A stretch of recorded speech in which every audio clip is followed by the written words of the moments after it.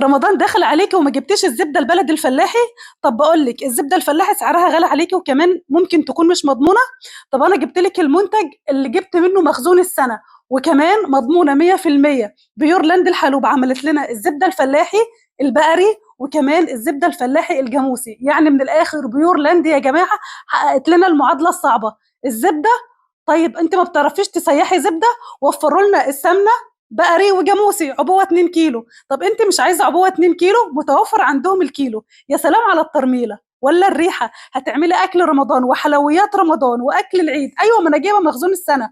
والمفاجاه الكبرى بقى اللي اول مره في مصر، الزبده في صفايح. اه والله بيورلاند عملت لنا الزبده في صفايح وكمان التعبئه آليا، يعني لم تمسسها يد، علشان خاطر ضمان الجوده ونظافه المنتج.